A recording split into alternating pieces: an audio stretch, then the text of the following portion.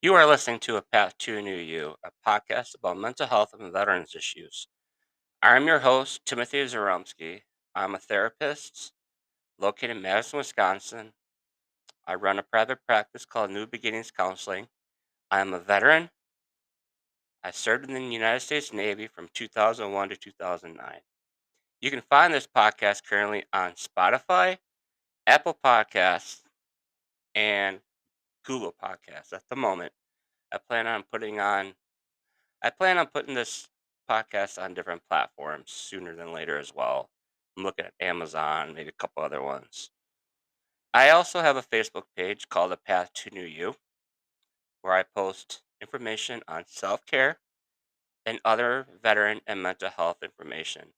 I also post a link to this podcast so those who cannot find it or have a hard time finding it can just click on it and then they can find my podcast that way.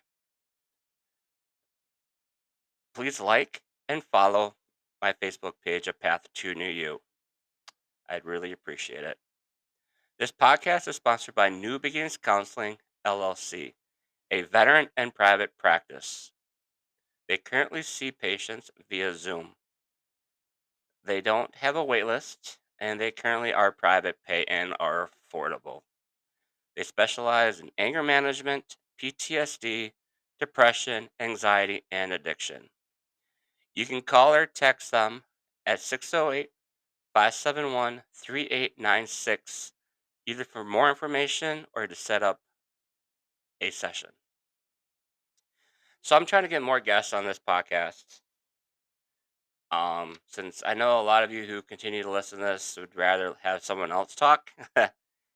um, so if you know anyone who either works in the mental health field or works at a veteran organization or is a veteran and you think they'd be a great host guest for this show, please have them reach out to me via the Facebook page, A Path to New You, or that phone number I just told you, 608 571 3896.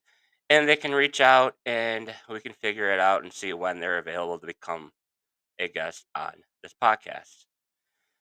So today's guest is a licensed marriage family therapist based out of California. So I'm based in Madison, Wisconsin. So I use Zoom for my guests so that they don't have to come to me or I don't have to go to them. So I can pretty much um, talk to anyone in the country. So if they live in Florida, California, Texas, and they want to be a guest on my show, I can just send them the link. Yeah, there might be a time zone difference, but that's not a problem for me. Anyway, today's guest, she is a licensed marriage family therapist based out of California. And we're going to be talking, she's going to be talking about codependent relationships. Now, about a couple of weeks ago, I sent out on my page questions, ask people if they have questions about codependent relationships. And there's a few questions, I think about 6 or 7 questions. And so I sent her the information ahead of time. And we will be talking about codependent relationships. Again, if you know anyone else who has a guest, who wants to be a guest on my show, please have them reach out to me. I'd like to have more guests on this show. All right. Well, hello there. I do have a guest on this show. Her name is Michelle. And hi, Michelle. How are you? Hey, hello. Thanks for having me, Tim. Yeah, thanks for actually becoming a guest. You're actually one of my first guests in a while on this show. So I'm pretty happy to have someone besides me talking all Awesome. the time. I love All it. right. All right. So maybe about a week ago, I sent out these asked people if they have questions on my Facebook page if they have questions about this codependent, and I hmm think I came up with a few, and then I sent you the questions back to Yeah. you. So, is there anything else you want to talk about before we get started with these questions? Nope, I'm here to serve. All right, all right, let's get going. All right, so these questions I got, there's a few. There's most of them are pretty interesting questions. on Okay. codependency. So the first one is, why do people stay in codependent relationships, particularly speaking of the partner who sacrifices themselves and their world, their self worth, etc., to others' quote unquote Mhm. happiness? Yeah, well, that speaks directly to the codependent person because I'll just define codependency real quick. It's basically a pattern of behavior where you focus too much on somebody else at your own expense. So these people tend to have really big hearts. They're givers, they're helpers, they tend to want to rescue people, but they neglect themselves in the process because they don't have good boundaries. They don't have a good balance because their self worth is based on what they give and what they do for others instead of it being based on who they are and having a healthy, strong sense of self. So, your question about codependency sacrificing themselves, that's comfortable for them. Like for me in my own codependent recovery, I used to love sacrificing myself because it made me feel needed. Okay. Does that make sense? That does make sense. That's all right. So, what makes them stay in the toxic cycle? Well, they don't know any better. So most people who have codependent tendencies learn them from childhood because they're a coping mechanism when you live with any type of dysfunction growing up. So some common things are if someone grew up with an addictive parent, any type of dysfunction. Sometimes it's as much as like the parents have so much of their own issues to deal with that they don't really have the emotional reserves to deal with their child. And let's face it, we all become parents without any education whatsoever about how to be a parent. So Yeah. it's really hard. And if you don't have the skills, which most of us don't, and you grew up in a family that didn't teach you how to trust yourself and to listen to your own perceptions, but instead you may have heard things like kids should be seen or not heard. No, no, no, honey, that didn't happen. You're That's for the adults. Don't worry about it. Mm. Then the child grows up not trusting themselves, so they learn how to perform by doing and giving in the relationships for parents, for siblings. They have to find a way to matter, so they matter in the codependent behaviors, not being the kid that needs to be self-focused to grow up and be healthy. That's a totally different animal, so Okay. to speak. Okay. So, how can they quote unquote break free from that relationship? Yeah, well, like with any addiction, right? The alcoholic has to want to get help. The Yep. codependent person has to see that they're overgiving and they're focusing on others at their own expense is actually hurting them. But the problem is that often they're seen as the one that's super responsible. At work, they're the ones that everybody says, "Hey, give it to her. She's going to do it." Mm-hmm. Because they want to perform, they want to please. And so they have to see that it's a problem. So usually what makes the codependent person seek help is either a relationship is ending. So they're like, uh-oh, I'm now going to be alone. And that makes me panic. Or they're so exhausted by not taking care of themselves that they have kind of had an emotional breakdown of sorts because they just can't keep doing the amount of giving and focusing on other people that they've been doing. Okay. That makes sense. Mhm. As an outsider, family, friend looking in, is there anything they can do to help them snap, quote unquote, snap out of it? Yeah, I thought that was a really interesting question Yeah. because it's like asking the alcoholic to snap out of drinking. It's like these behaviors are very ingrained for years. Right. So the only thing if you say have a friend that you think is codependent or a family member that you're concerned about, you can absolutely say, "Hey, do you think this is a problem?" And one thing I would recommend is Al-Anon. Al-Anon or Coda. Those are two 12-step programs that are absolutely free that can give them the support to start recovery. But again, there has to Yeah. be an opening Hmm. that they like you could say, I notice you're really wiping yourself out, or I notice that you're having a really hard time letting go of that person, even though they're really mean to you. Would you want some help? And if they say, yeah, I'm really sick of this, then you have your opening.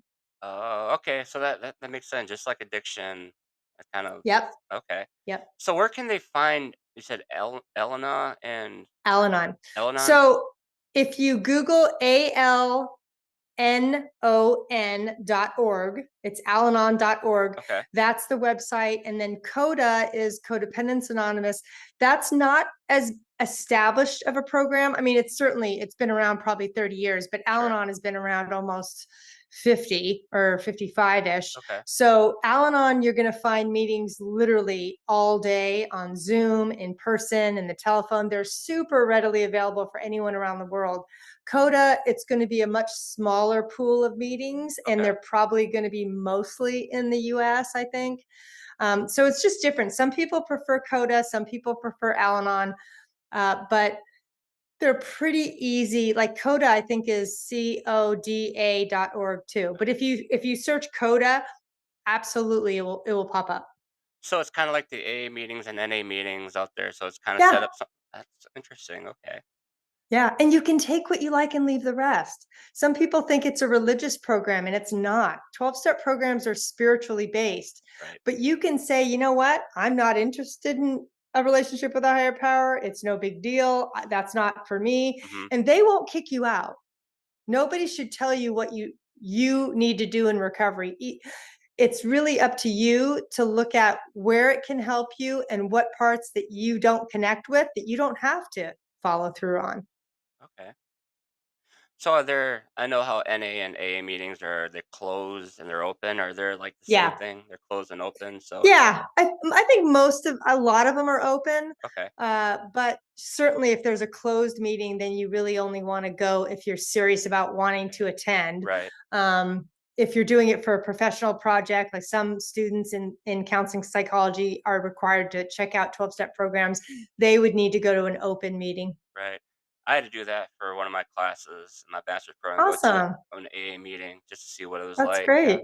Yeah. I love that. I Eh, love that you did that. yeah. It was a class assignment, so it had to be done. Yeah. Yeah, Yeah. which there was really I found out a lot of interesting stuff on that. All right. Cool. So the other question, I guess it's somewhat similar to it. When they seem to Hmm. finally get that the relationship is unhealthy and toxic, and they do Yeah. attempt to quote unquote break free, why do they often get sucked back in? Well, you have to be in codependency recovery and actually looking at your part, because the getting sucked in is us not wanting to leave that relationship, or we're on the receiving end of a toxic person that is telling us, hey, nobody else is going to want you other than me.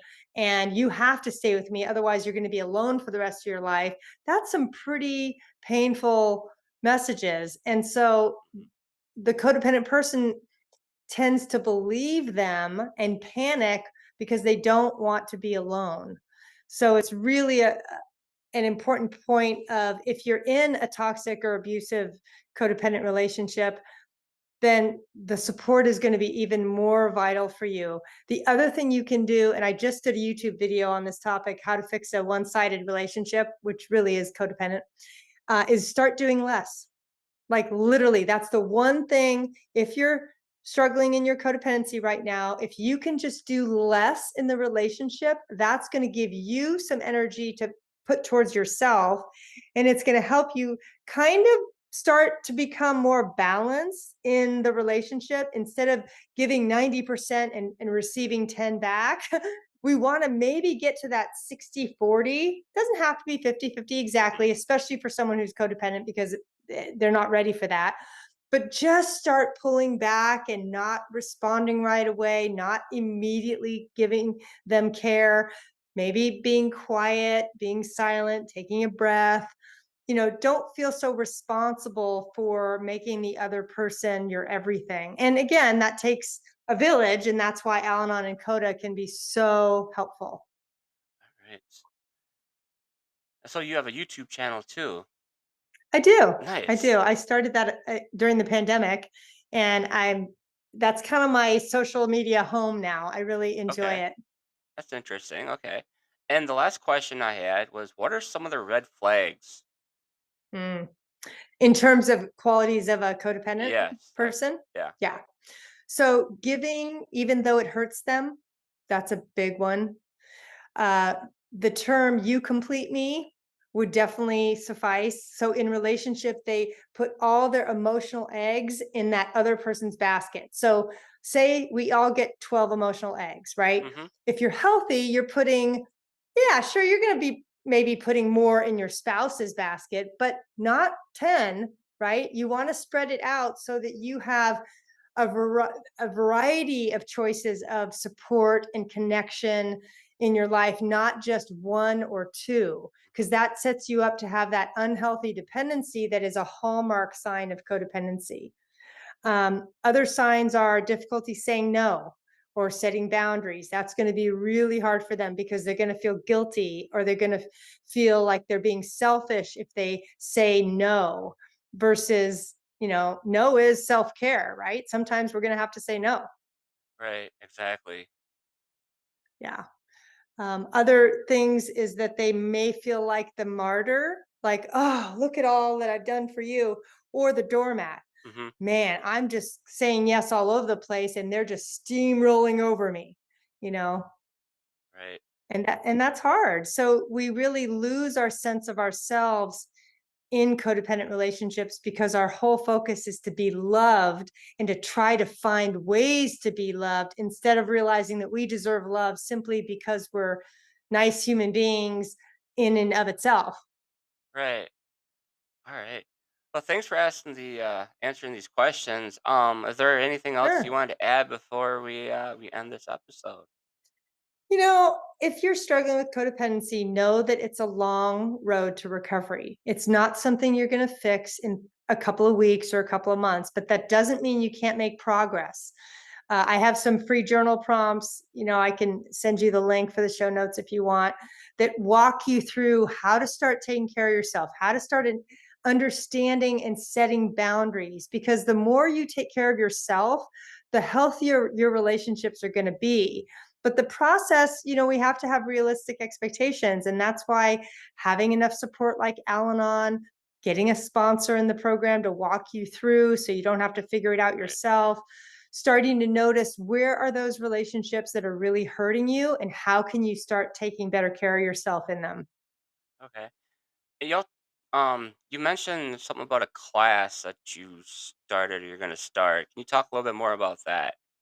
Yeah, so I am finishing up an online course called Healing Codependency: Building Healthy Relationships from the Inside Out, which means they start with you. Mhm. And they're videos and workbooks. And then I'm going to have one live support call so that people can ask questions and do what they want to do and get support. Because, you know, when I started my recovery, I didn't know what I was doing. And now there's so much more information out there that I really want to help people recover faster and at a deeper level so they don't have to go through what I went through, which is a slow, grinding process until I started figuring out, okay, what's working and what isn't working. So that's why I'm going to be releasing the class probably in the next month. Okay. And where can we find this class once you release it? So my website is counselingrecovery.com. And I believe my YouTube channel is under Relationships That Work with Michelle Ferris. Those are the two places people can find me, the Oh, easiest. all right. Is there anything else you wanted to add? Thank you, by the way, for coming on on the podcast. Sure. I would say be gentle with yourself. This is not a perfect process. You're going to make mistakes. It's totally okay. I have made big mistakes even 30 years after starting my recovery, but I always learn from it and I always get better for it because I've learned not to beat myself up. So no matter where you're at right now, don't beat yourself up. You're exactly where you need to be. I'm super glad you're here listening to the podcast and I hope it's helped. Yeah, thank you so much. I really appreciate it again. You're very welcome. Thanks for everyone who was listening to this podcast. And again, I want to thank Michelle for coming on as a guest and talking about codependent relationships. She did mention a few links and a website. I will be posting that um, on both the Path to a New You Facebook page, also in the information on my podcast where I post the stuff where I talk about. And again, if you have any questions, I'm sure she'd be free to ask. Just send her an email. I'm sure there's some email stuff on her website.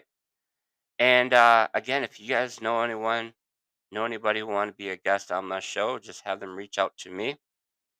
Again, they can reach out via my Facebook page, A Path to New You, or through the phone number 608-571-3896. I'd like to get more information about mental health and veterans issues and educate others on all that stuff so we can reduce the stigma of mental health. It's gotten better in the last few years, but there's still somewhat of a stigma and not everybody knows about certain mental health topics. And that's my goal of this podcast is to educate those on mental health and veterans issues so they know more about what's going on. Also, current events. If there's current event going on, let me know. I might talk about it that's related to mental health or veterans issues. Anyway, again, you were listening to A Path to a New You, a podcast about mental health and veterans issues. I'll be posting this link to this podcast on the A Path to a New Facebook page.